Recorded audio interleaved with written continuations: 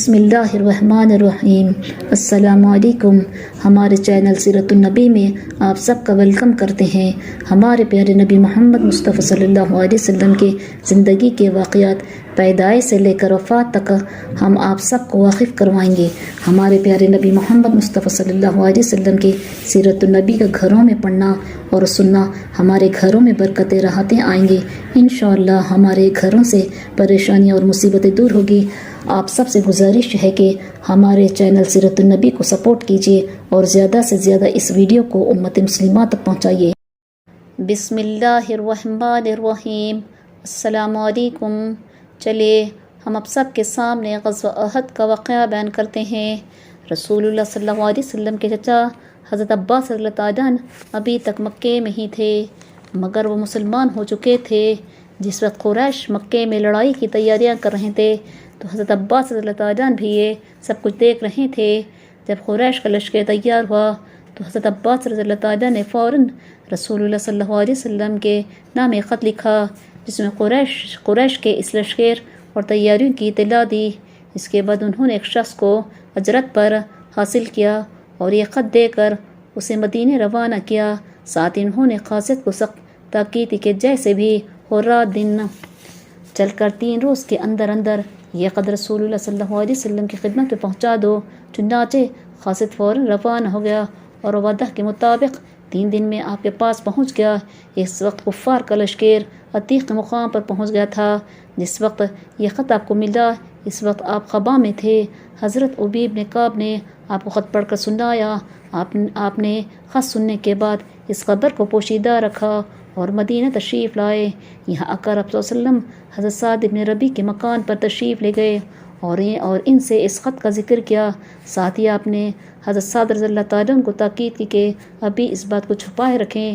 اس کے بعد رسول اللہ صلی اللہ علیہ وسلم واپس تشریف لے گئے، مگر اتفاق سے آپ صلی اللہ علیہ وسلم کی بات چیت حضرت سعد کی بیوی نے سن لی۔ رسول اللہ صلی اللہ علیہ وسلم کے جانے کے بعد وہ حضرت سعد کے پاس آئی اور ان سے پوچھا۔ رسول اللہ صلی اللہ علیہ وسلم نے آپ صلی اللہ علیہ وسلم سے کیا بات چیت کی ہے؟ حضرت سعد نے بتانے سے انکار کر دیا، اس لیے کہ حضور صلی اللہ علیہ وسلم ان کو مدعا فرما گئے تھے، مگر ان کی بیوی نے کہا رسول اللہ صلی اللہ علیہ وسلم نے آپ سے جو بات کی ہے وہ میں نے سن لی ہے۔ اس کے بعد انہوں نے وہ ساری گفتگو اپنے شوہر کے سامنے دہرا دی۔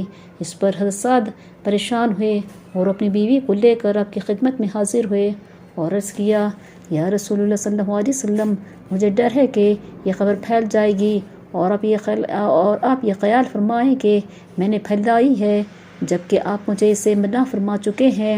مگر رسول اللہ صلی اللہ علیہ وسلم نے حضرت سعد رضی اللہ تعالیٰ عنہ سے فرمایا کہ اپنی بیوی کو چھوڑ دو، کیونکہ حضرت سعد ان کا ہاتھ پکڑے ہوئے تھے۔ اس طرح یہ خبر پہلے ہی سارے میں مشہور ہو گئی۔ اب رسول اللہ صلی اللہ علیہ وسلم نے قریشی لشکر کی طرف 2 جاسوس اور روانہ فرمائے تاکہ وہ وہاں کی خبریں لے کر آئیں۔ یہ جاسوس قریشی لشکر کی طرف گئے اور ان کی دیکھ بھال کرنے کے بعد واپس آ گئے۔ انہوں نے آ کر رسول خدا صلی اللہ علیہ وسلم کو لشکر کی تعداد وغیرہ بتائی اور یہ کہ وہ مدینے کے قریب پہنچ چکا ہے۔ ادھر یہ ہوا کہ قریش کے ساتھ قبیلہ بنی خزاع کے لوگ بھی تھے۔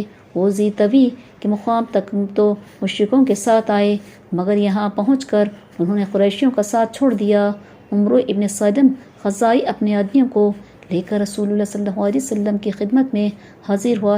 اس نے آپ کو قریشی لشکر کی خبریں بتائی اور اس کے بعد چلا گیا۔ یہ رات مدینے والوں نے جاگ کر گزاری، کیونکہ دشمن سر پر موجود تھا اور ہر لمحہ یہ دھڑکا لگا ہوا تھا کہ کہیں مشرک رات کو سوتے ہوئے لوگوں پر اچانک حملہ نہ کر دے۔ مسلمان رات بھر مدینے کی حفاظت کرتے رہے۔ ادھر سعد ابن معاذ، حضرت اسید ابن حضیر اور حضرت سعد ابن عبادہ ہتھیاروں سے لیس ہو کر آ گئے اور تمام رات مسجد نبوی کے دروازے کا پہرا دیتے رہے۔ اگلے روز جمعہ تھا۔ صبح ہوئی تو سب مسلمان آپ صلی اللہ علیہ وسلم کے پاس آ کر جمع ہوئے۔ رسول خدا نے اس رات کو ایک خواب دیکھا تھا۔ آپ نے صحابہ سے فرمایا میں نے رات ایک خواب دیکھا ہے، میں ایک مضبوط ذرہ میں ہوں اور ایک گائے ذبح کی جا رہی ہے۔ اس کی تعبیر یہ ہے کہ ذرہ سے مراد مدینہ ہے اور گائے ذبح ہونے کا مطلب ہے کہ میرے صحابہ میں سے کچھ شہید ہوں گے۔ اس کے بعد اپنے صحابہ سے فرمایا اگر تمہاری برائے ہو تو مدینے ہی میں ٹھہرو اور دشمنوں کو وہیں رہنے دو جہاں وہ ہے۔ اب اگر وہ لوگ رکے رہے تو یہ ان کے لیے بدترین جگہ ہوگی، اور اگر وہ شہر میں داخل ہوئے تو ہم یہیں ان سے جنگ کریں گے، کیونکہ ہم اس شہر کو ان سے زیادہ جانتے ہیں۔ مسلمانوں نے مدینے کے چاروں طرف پہرا بٹھا دیے تھے، اور خود مدینے ایک قلعے کی طرح سے ہو گیا تھا، اس لیے اکثر بڑے مہاجر اور انصاری صحابہ کی رائے بھی وہی تھی جو رسول اللہ صلی اللہ علیہ وسلم کی تھی کہ دشمن کا مقابلہ مدینے میں رہ کر ہی کرنا چاہیے، مدینے سے باہر نہیں نکلنا چاہیے۔ ادھر یہ کہ اب کے پہلی مرتبہ رسول پاک صلی اللہ علیہ وسلم نے عبداللہ ابن ابی مدافق سے بھی مشورہ کیا، آپ نے اسے بلوا کر رائے پوچھی تو اس نے بھی وہی رائے دی جو حضور صلی اللہ علیہ وسلم کی تھی۔ اب ہم اس واقعے کو ختم کرتے ہیں، انشاءاللہ ہم نیکسٹ ویڈیو میں ان واقعات کو بیان کریں گے۔ اگر ہماری ویڈیو آپ سب کو پسند آئے تو لائک شیئر کریے اور سبسکرائب کریے۔ اللہ حافظ۔